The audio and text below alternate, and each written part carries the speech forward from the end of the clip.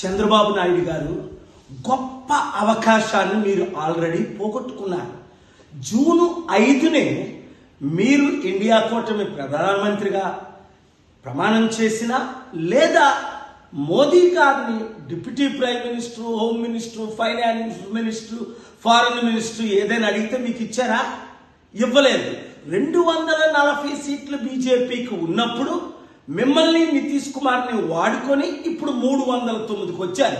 ఇప్పుడు మీ 16తో మీరు బయటకు వచ్చినా వారికి చేసే నష్టం లేదు. అప్పుడే నేను చెప్పాను, ముందు కండిషన్ ఆంధ్ర రాష్ట్రానికి స్పెషల్ స్టేటస్ ఇస్తానంటేనే నేను మీకు మద్దతు ఇస్తాను అని ప్రకటించమని. మీరు అవకాశాన్ని పోగొట్టుకున్నారు.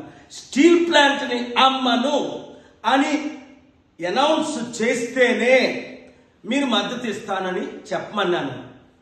మోదీ గారు ఇచ్చిన 10 వాగ్దానాల్లో ఒక్కటి కూడా నెరవేర్చలేదు. మీరు ఢిల్లీ లీడర్స్ని అసలు మిమ్మల్ని జైల్లో పెట్టించింది వారని మీకు తెలుసు.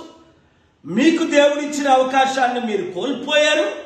ఇప్పుడు రేపు చివరి అవకాశం, ఎందుకంటే మీ ప్రమాణ స్వీకారానికి వారిని మీరు పిలిచారు గనుక స్టేజ్ మీద మీరు నిలబడి, ఇప్పుడే నేను మంచి మెసేజ్ పెట్టాను మోదీ గారి పర్సనల్ సెల్ నెంబర్కి, మీరు కూడా స్టీల్ ప్లాంట్ అమ్మము, స్పెషల్ స్టేటస్ ఇస్తాము, ఈ రెండే చాలు మనకి. తత్మయాన్ని పక్కన పెట్టండి. స్పెషల్ స్టేటస్ ఇస్తే 100,000 కంపెనీలు మనం తీసుకొచ్చి ట్యాక్స్ కట్టకుండా వారికి ఆ కంపెనీల ద్వారా లక్షల ఉద్యోగాలు ఇవ్వగలమని మీకు తెలుసు, నాకు తెలుసు. నేను చేస్తాను ఆ పని, మీకు మద్దతుగా ఉంటాను. కానీ మీరేమో స్వయం మైండ్తో వెళ్తూ ఫెయిల్ అయిపోతున్నారు. చివరికి ఎంత అప్పు ఉందో మీకు తెలియదు అంటున్నారు. 10 లక్షల కోట్లకు అత్యధికంగా మీరు చేసింది, జగన్మోహన్ రెడ్డి చేసింది అప్పు ఉంది. ఎలా కడతారండి? ఎలా ఉద్యోగాలు ఇస్తారు? ఎలా కంపెనీలు తీసుకొస్తారు? ఇంత మంచి అవకాశాన్ని పోగొట్టుకుంటే 94 గుర్తించుకోండి, 2004 మీరు దేశ నాయకులు ఎలాగైనా అవ్వాలి. నేను ఇచ్చిన సలహాలన్నీ అప్పుడు మీరు ఫాలో అయ్యారు. ఇప్పుడు నా సలహా తీసుకోవడానికి ఇష్టం లేదు సరికదా?